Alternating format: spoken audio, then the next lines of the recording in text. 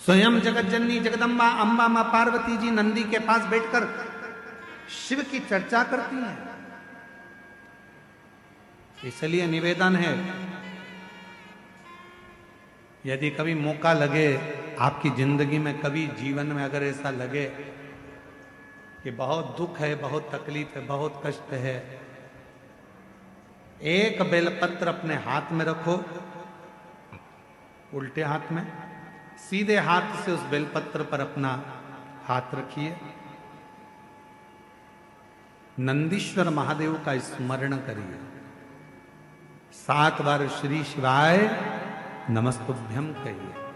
फिर उस बेलपत्र को सीधे हाथ में रहकर, जो नंदी शिव जी के मंदिर में है, दोनों सींग है, उस सींग के ठीक पीछे नंदी का उभरा हुआ भाग है, उस भाग पर नंदीश्वर शिवलिंग का स्मरण कर कर बेलपत्र को चढ़ा दो। इस टंडी का भाग पूंछ की ओर होना चाहिए, पत्ते का भाग मुख की ओर हो, और उस बेलपत्र को बाबा के चढ़ाकर, कितना भी दुख हो जिंदगी में, कितना भी कष्ट हो, नंदीश्वर महादेव का जब स्मरण आप करने लगते हो तो धीरे धीरे वो दुख कटना प्रारंभ हो जाता है, शिव हाथ पकड़ना प्रारंभ हो।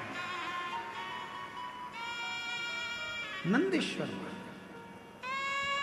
शिव ओघड़दानी, और जो जैसी 17 साल के बाद बच्चा हुआ है, एक बार जोरदार ताली बजाकर स्वागत। जो जैसी वो वैसा ही फल पाया, नहीं खालियों से लौटाया, वो मन ही मन हर्षाया, और कर दिया माला माल काशी वाले ने, लुटा दिया भंडार काशी वाले ने, लुटा दिया भंडार काशी वाले ने, कर दिया माला माल काशी वाले। शिव कथा कर रही है, भगवान शंकर का पवित्र चरित्र कर रहा है। पार्वती मैया यदि शिव को प्राप्त करी हैं, भगवान शंकर को प्राप्त करी हैं, तो नंदी की ही कृपा हुई, नंदीश्वर। कहते हैं पार्वती मैया जब छोटी अवस्था में, बाल्य अवस्था में थी, तभी से शिव की आराधना में लगी रहती। कई बार भगवान शंकर वृषभ का रूप लेकर आते हैं, और वृषभ का रूप रखकर आकर मां जगत जननी जगदम्बा पार्वती से बहुत उनके मन की बातों को श्रवण करते, बहुत ऐसी मां जगत जननी।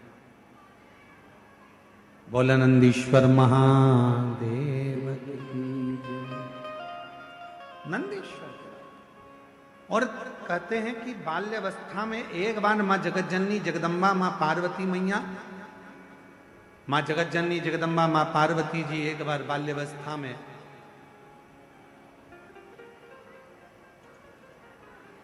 एक छोटे से वृषभ को देखकर, छोटे से नंदी को देखकर मां जगत जननी जगदम्बा अम्बा ने उनसे भी भगवान शंकर से मंगल विवाह की कामना करी, उनसे भी, और मंगल विवाह की कामना करी। महाराज आज वही शिव की आराधना का सुंदर फल आनंद मां जगत जननी को मिला।